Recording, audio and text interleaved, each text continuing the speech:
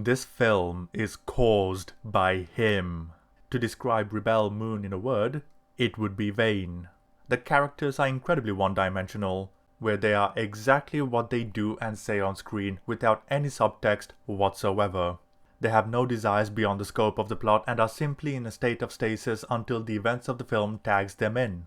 Each character upon introduction has their own side quest and introductory scene, isolated from each other with little interaction with the group as a whole, leaving their group development to the second film. What little development we get is comprised of a group therapy session where each of them exposits their backstories to each other one at a time. What we learn is that literally all the characters share the same backstory and desire. Their friends and family were killed by the Empire and they want revenge. The dialogue itself is as subtle as a boulder to the head, with the characters speaking their mind or providing exposition, speaking plainly without any differentiation from each other, as if they are all of the same voice spoken by different vassals in the yarn. Snyder's voice. As a result, these are not individuals constructed to have a personality, motivations, nor desires, but puppets that bend to the writer's will. As a result, the factions behave in a nonsensical manner. For example, the Empire is lacking in resources and is willing to subjugate small villages to gain food, but also destroys entire worlds rich in resources and food. Due to how malleable the characters are, their motivations and reasoning behind their actions shift on a dime, to facilitate the desires of the writer as opposed to reacting to the world they exist in. Emotions are baited through narrative shorthand established in other media rather than doing the legwork themselves to earn the payoffs here. The story at its core is simple. There is a threat to a village, and so two of them head out to find allies to fight with them. A former soldier of the Empire and a farmer. Once they gain the allies, they fight said Empire at their village and drive them off. A simple story, elongated and weighed down by its own pretension. Aspiring to something grand in scope, but ignoring what matters. Depth in meaning achieved through competent writing so that something as small as drawing a sword or a character saying thank you is of immense value. The plot bends to the writer's will, where plot armor and contrivances pull the protagonist out of an unwinnable situation so that the story can progress as intended. Blasters miss important characters when needed, and hit them with deadly precision when the writer has decided their time has come. Building a story that is tight in its execution and clear in its presentation will only be a boon to the film, or in this case, films. Rebel Moon opts for a different approach, spectacle in visuals to claim depth, and the display of ideas with no meaningful development in the hopes the viewer would fill in the story themselves. Considering the 6-hour runtime, the ratio of meaningful storytelling compared to the time taken is truly incredible. For reference, excluding credits, Rebel Moon is nearly 6 hours in length. The entirety of Arcane Season 1 comes to just under 5.5 hours, and what Arcane manages to do in just 3 episodes, Rebel Moon struggles to fulfill in its entirety. There is an epidemic of unnecessarily long films and shows in relation to the depth of story within, released by Hollywood.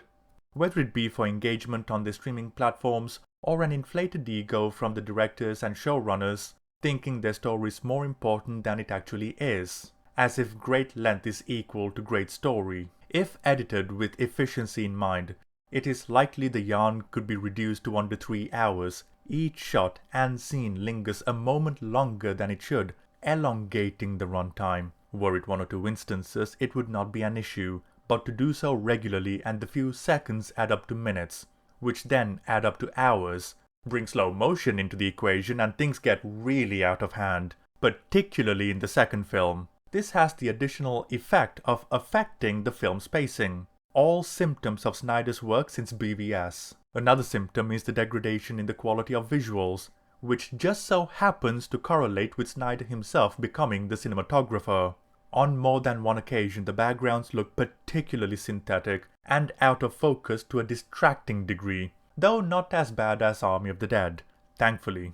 The integration of the effects are at times oddly disconnected, making it seem as if the background and the characters exist in different planes of existence, where in the past this is an area his films excelled. They also lack color, being highly desaturated with a layer of brown enveloping everything, giving the frame a muddy quality. As a result, the diversity of colors on offer to differentiate the locations and the vibrancy of the land which would otherwise be present, are absent, which makes for a dull collection of visuals.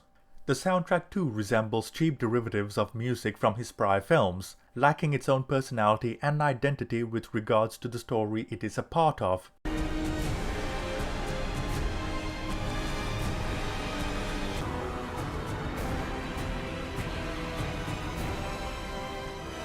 Accompanying many of the visuals, ideas, and references all pilfered from other, better works, which is shockingly apt because it is all the more consistent with the rest of the film and its presentation. The visuals of prior Snyder works had great attention paid to the detail and composition of the image, replicating works the films are inspired by without any of the understanding of what makes the image as meaningful as it is. What this highlights is that the story is merely a means to getting from one cool shot to the next. The stories themselves are a collection of ideas vaguely stitched together into a patchwork of a narrative that as a whole makes little to no sense, addressing the ideas without expanding on them, leaving the yarn shallow as a result. Regarding the universe of this story, the history of this project is a shadow it seems unable to escape, with the seeds of Star Wars lingering even now. This in itself is not a detriment. Star Wars itself was inspired by pre-existing works after all.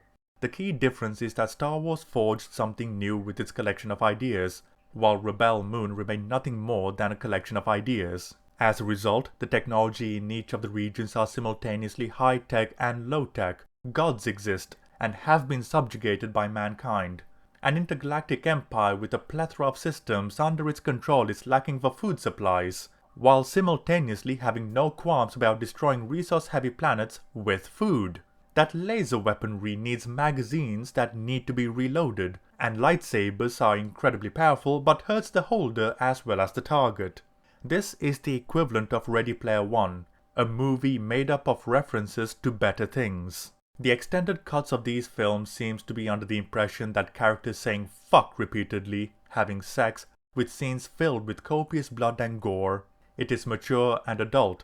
The gratuitous manner such things are used within the story does not speak to maturity, rather an adolescent insecurity in itself to have the capability to be mature. That said, there are ways to use fuck appropriately and in creative ways. Then what the fuck are you talking about, man? Motherfucker. Fuck. Oh, fuck. Fuck it. Motherfuck. Oh, fuck. Oh, fuck. The blood and gore is incredibly underwhelming because much of it is CG anime sprays, and the way his bodies are mangled only makes things comical. All things added to the extended cut in copious amounts, yet none of which serves to improve the quality of the storytelling. The only thing adult about this film are the majority of the people who worked on it.